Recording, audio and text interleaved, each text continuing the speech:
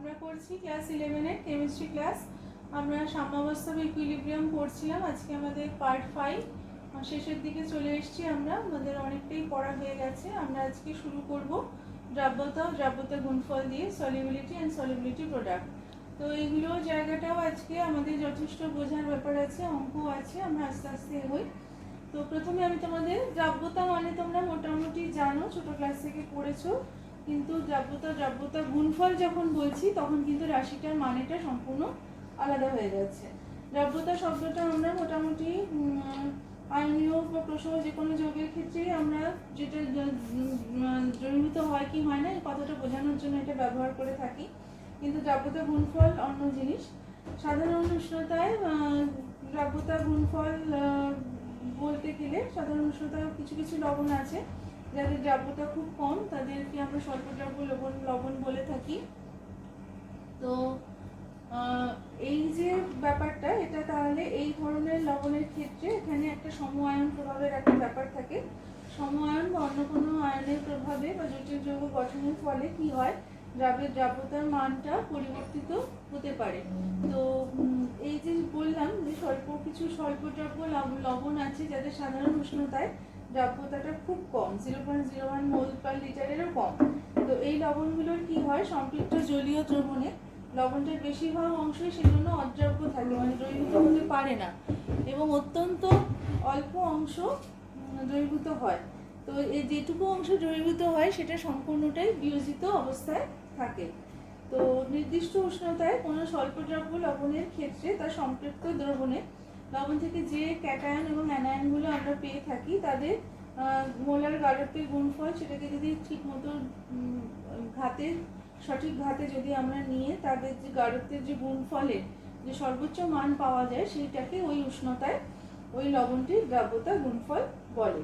তো আমি এখানে তোমাদের লিখেও দেখাবো। তো সেই লিখে দেখানোর পরে তোমরা আরও বুঝতে পারবে, হয়তো এখন সংজ্ঞাটা শুনে তেমন বোঝা যাচ্ছে না। তো নির্দিষ্ট উষ্ণতায় স্বল্পদ্রাব্য লবণের ক্ষেত্রে এই যে দ্রাব্যতা গুণফলের কথাটা বললাম, এর মান হচ্ছে সবসময় একটা ধ্রুবক রাশি।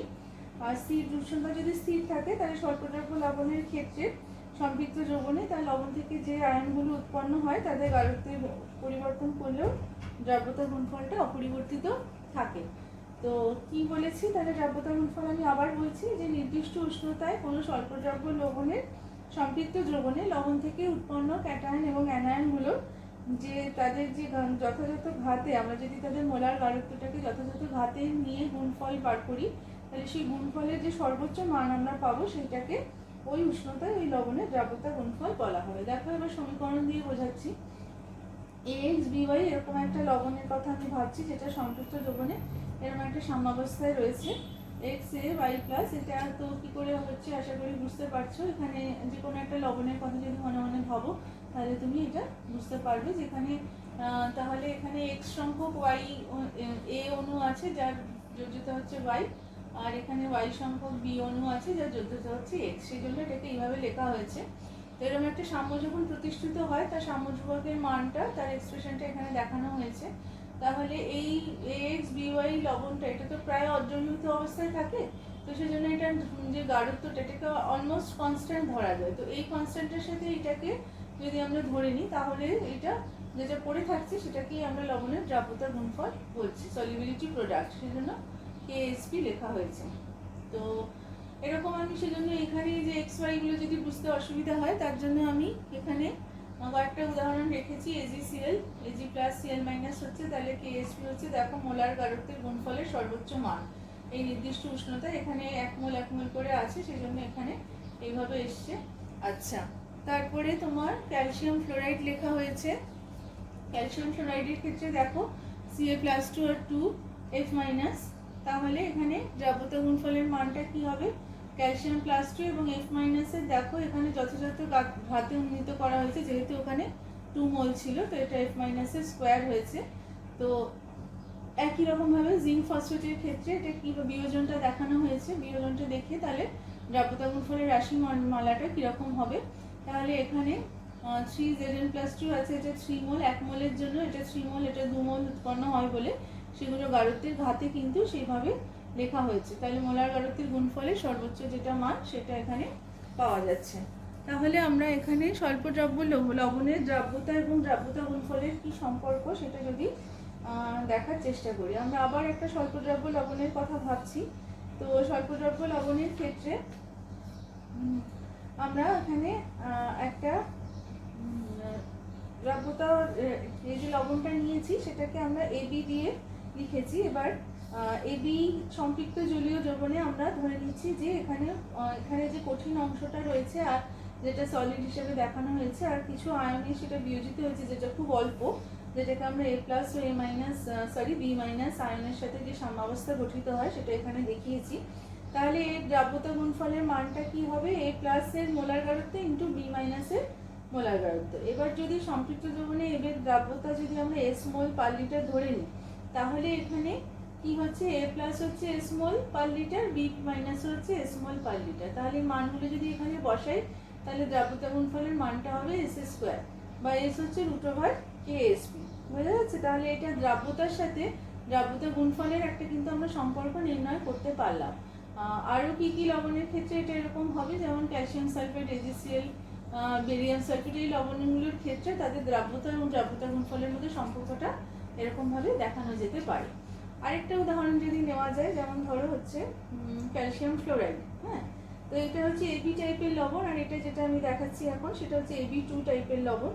তো ক্যালসিয়াম ফ্লোরাইড যদি হয়, ক্যালসিয়াম ফ্লোরাইড টাইপের লবণ, তার বিয়োজনটা আমি দেখিয়েছি এখানে। তাহলে স্বল্পদ্রব্য লবণ তাহলে বেশিরভাগটাই অদ্রবীভূত অবস্থায় থাকছে, দ্রাব্যতা গুণফলের মানটা এইভাবে দেখানো যেতে পারে। তাহলে এদের দ্রাব্যতায় যে আয়নগুলো যতটা দ্রবীভূত হয়েছে সেটা যদি সমীকরণ থেকে আমরা পাচ্ছি, এটা যদি এস হয় তাহলে এটা 2s হবে, তাহলে তার এদের যে মোলার গাঢ়ত্ব তার গুণফল হতে হবে। তো এখানে আবার স্কোয়ার রয়েছে, সেজন্য দেখো s ইন্টু 2s এর হোল স্কোয়ার করা হলো 4s3। তাহলে দ্রাব্যতা যদি আমাদের জানা থাকে আমরা দ্রাব্যতা গুণফল বার করতে পারি, দ্রাব্যতা গুণফল যদি আমার জানা থাকে তাহলে আমি দ্রাব্যতা বার করতে পারি।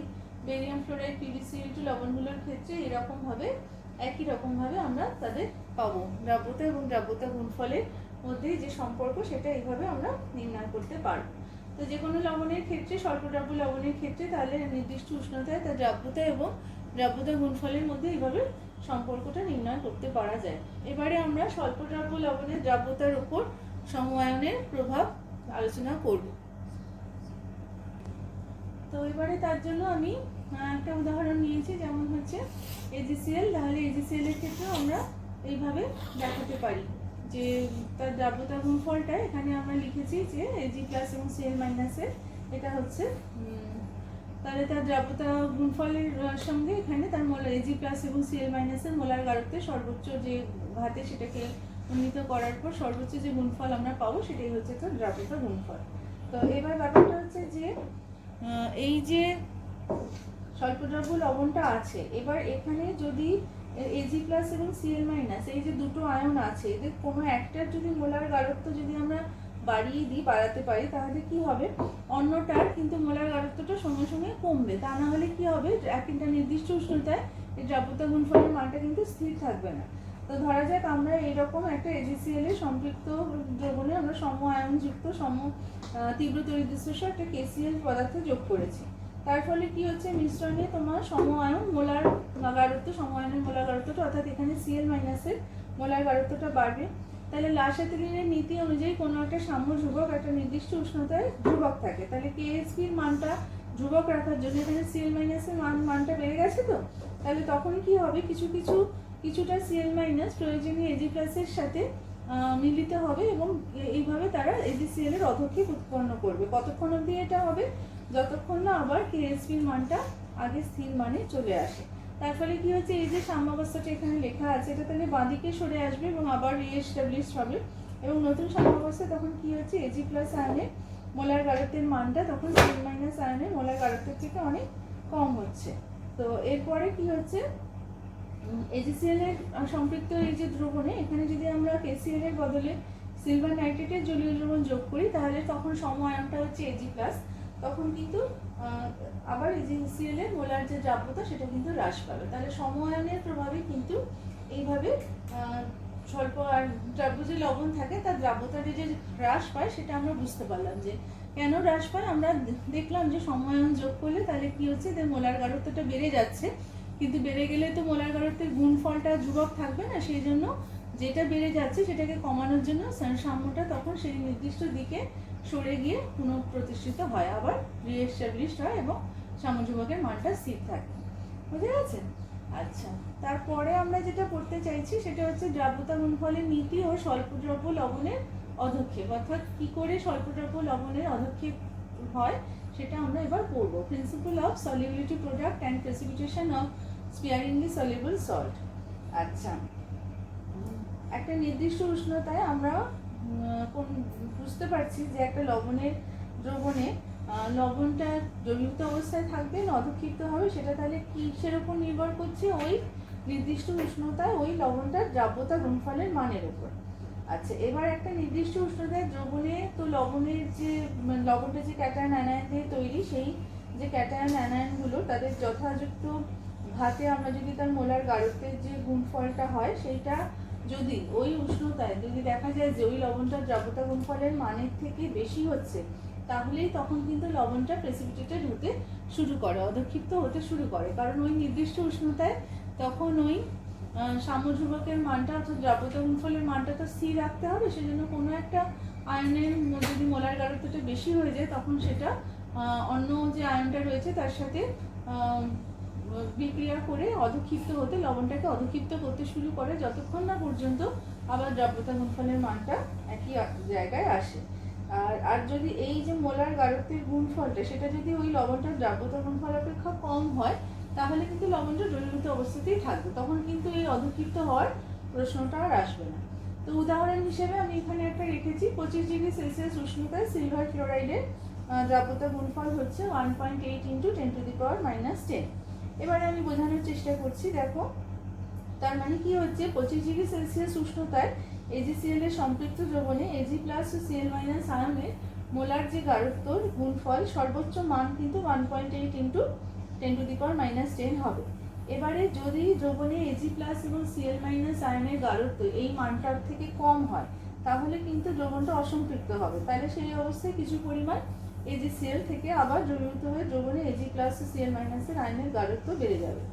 আচ্ছা, এটা কতক্ষণ হবে? যতক্ষণ না ওই Ag+ এবং Cl- আয়নের মোলার গাঢ়ত্ব এই মানটার সাথে সমান হবে। তার মানে যতক্ষণ না এই মানে আসবে ততক্ষণ অবধি AgCl থেকে আরো কিছুটা Ag+ ও Cl- দ্রবীভূত হয়ে তখন এই AgCl এর এই যে দ্রাব্যতা গুণফল তার মানের সাথে সমান হবে।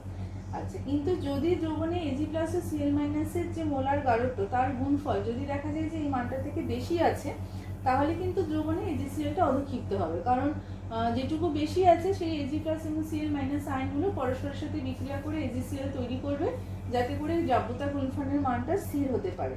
এবং এইভাবে তখন Ag+ কতক্ষণ অবধি হবে? যতক্ষণ না Ag+ ও Cl- আয়নের মোলার গাঢ়ত্বের গুণফলটা এই দ্রাব্যতা গুণফলের মানের সাথে সমান হতে পারে। তো এইভাবে আমরা বুঝতে পারি যে একটা স্বল্পদ্রব্য লবণের ক্ষেত্রে যে পুরোটাই একটা নির্দিষ্ট উষ্ণতায় সেই লবণটা অধক্ষিপ্ত হবে না, দ্রবীভূত অবস্থায় থাকবে, পুরোটাই কিন্তু তার দ্রাব্যতা গুণফলের মানের ওপর ভীষণভাবে নির্ভরশীল। এবং এই নীতিকে প্রয়োগ করে আমরা বিভিন্ন জায়গায় কাজে লাগাতে পারি, এবার সেগুলো আমরা আস্তে আস্তে দেখবো। দ্রাব্যতা গুণফল নীতির প্রয়োগ, application of solubility product theory.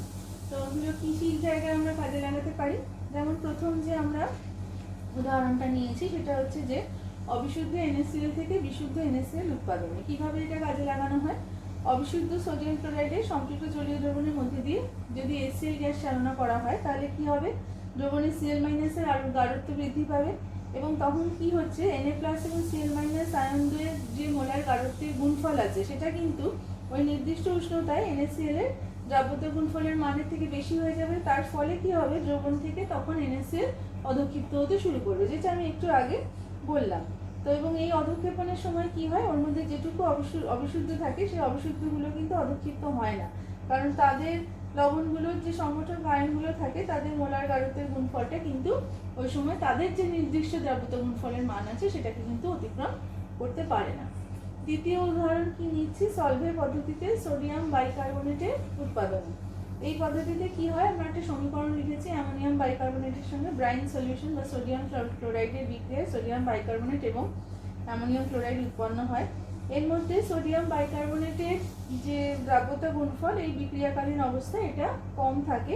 তো তো এখানে দ্রবণে যে Na প্লাস এবং HCO3 মাইনাস আয়নের যে মোলার গাঢ়ত্ব থাকে, সেই মোলার গাঢ়ত্বের গুণফলটা সোডিয়াম বাইকার্বনেটের দ্রাব্যতা গুণফলকে সহজেই অতিক্রম করে। তার ফলে কি হয়, এখানে তখন দেখতে পাওয়া যায় যে NaHCO3 সবসময় তাড়াতাড়ি অধঃক্ষিপ্ত হয়।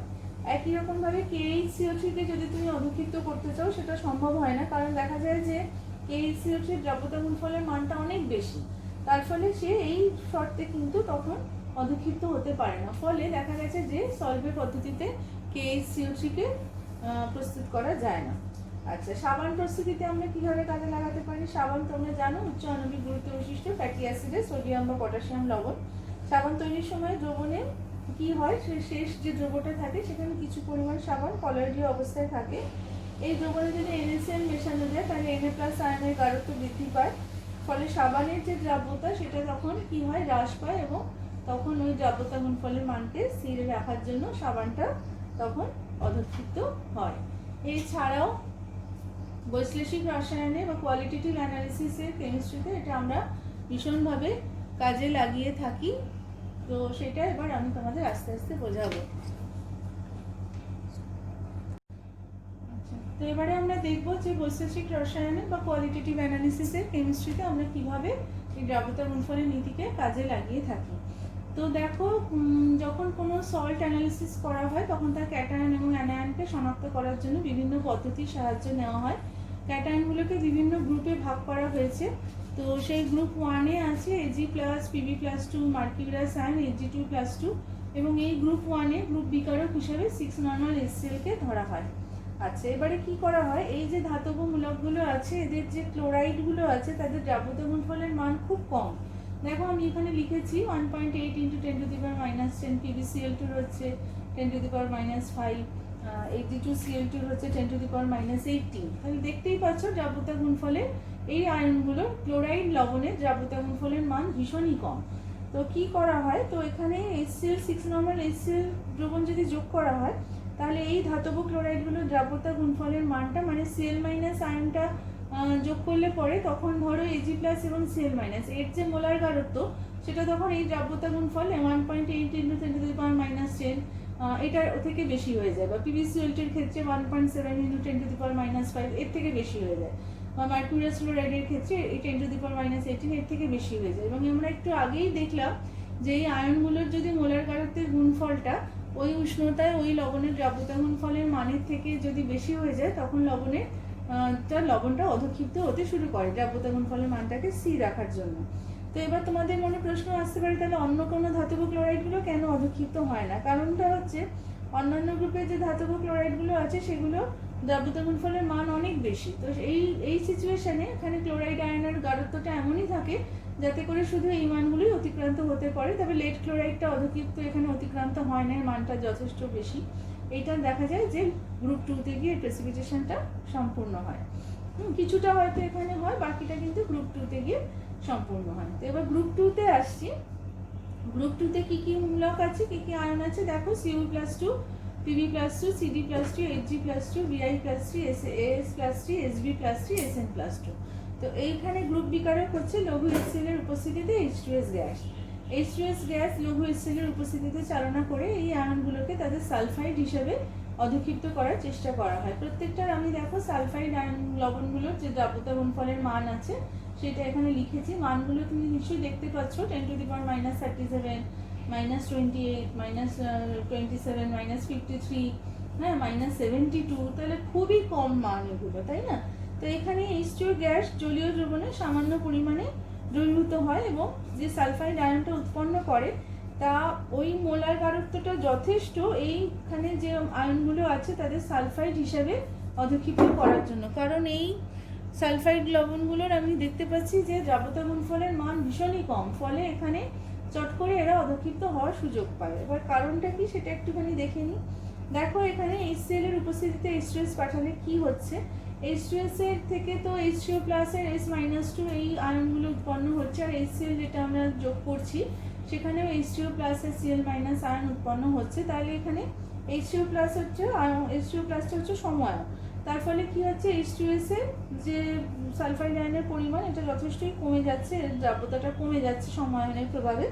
সময়ায়নের প্রভাব আমরা এর আগেও আলোচনা করেছি। তার ফলে কি হচ্ছে, এমনি H2S মৃদু অ্যাসিড, তার ফলে কি হচ্ছে, এর যে আয়নীভবন মাত্রা এটা ভীষণভাবে কমে যাচ্ছে। তার ফলে এখানে এতটাই কম পরিমাণ সালফাইড আয়ন উৎপন্ন হয় যে অন্যান্য গ্রুপের যে সালফাইড লবণগুলো আছে, যেগুলো সালফাইড হিসেবে অধক্ষিপ্ত হতে পারে, তাদের কারোর দ্রাব্যতা গুণফলের মান কিন্তু অতিক্রান্ত হয় না। শুধুমাত্র এই গ্রুপের যে আয়নগুলো আছে তাদের সালফাইডগুলোরই দ্রাব্যতা গুণফলের মানটা অতিক্রান্ত হয়, এবং এইভাবে তাহলে কি হয়, গ্রুপ 2-তে এই আয়নগুলোকে তাদের সালফাইড হিসেবে অধক্ষিপ্ত করা হয়।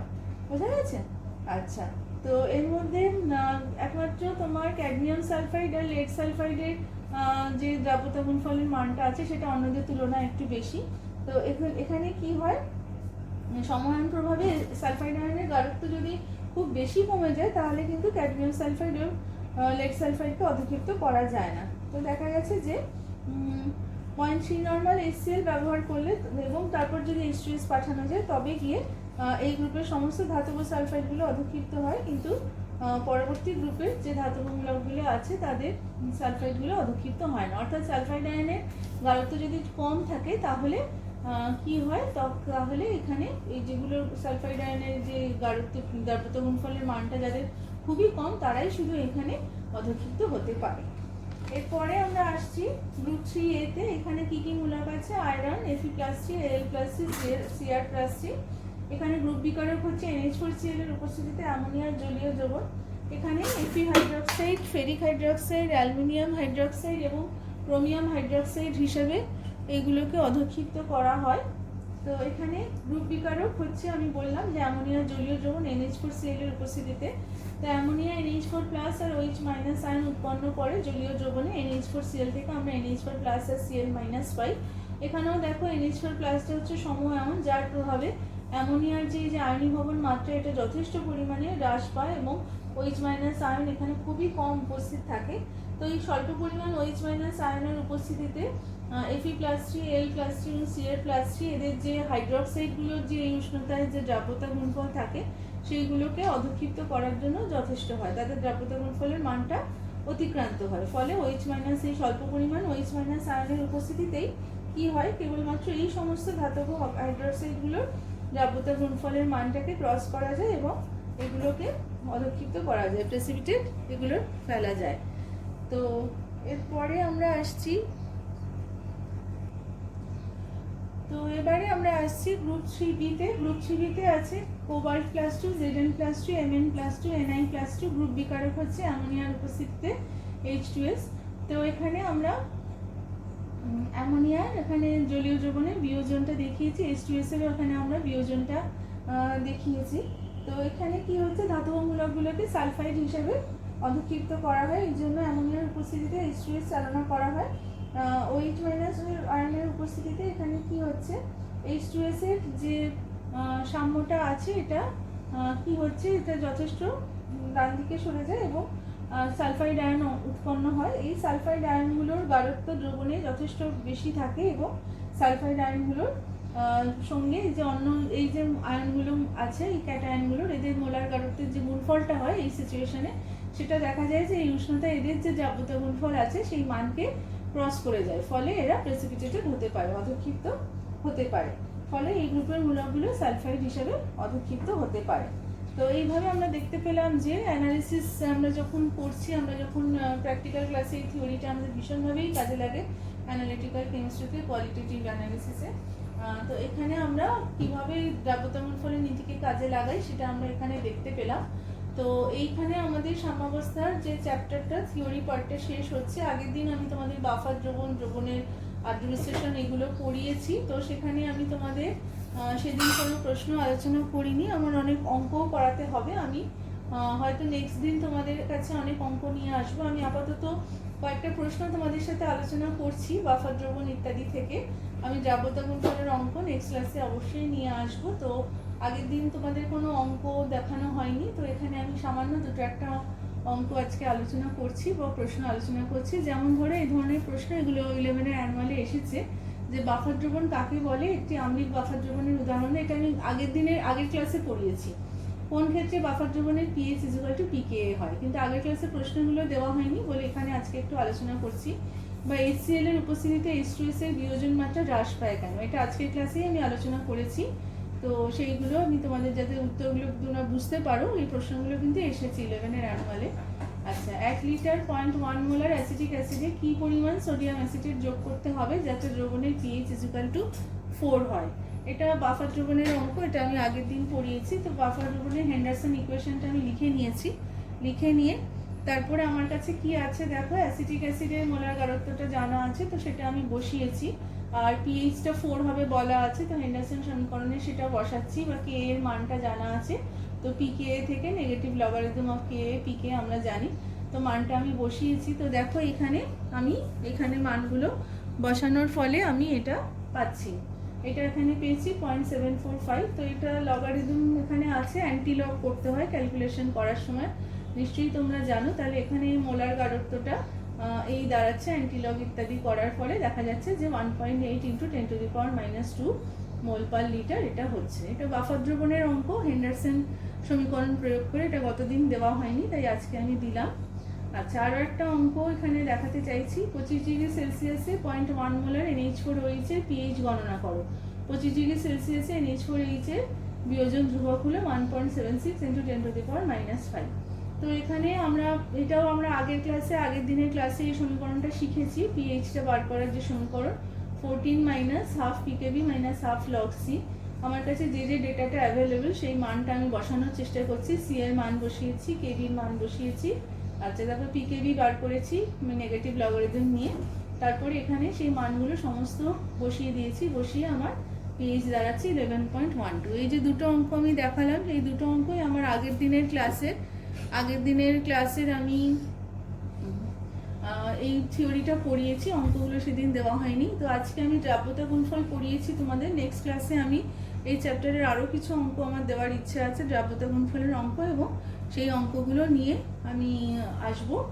সেটাই আমাদের নেক্সট ক্লাসটাই আমাদের এই চ্যাপ্টারের লাস্ট ক্লাস। এই অঙ্কগুলো কিন্তু ভালো করে প্র্যাকটিস করার প্রয়োজন, ভালো করে চ্যাপ্টারটা পড়ো, ভালো করে অঙ্কগুলো করো, তাহলে চ্যাপ্টারটা তোমাদের কাছে অনেকটাই পরিষ্কার হয়ে যাবে। সবাইকে অনেক ধন্যবাদ।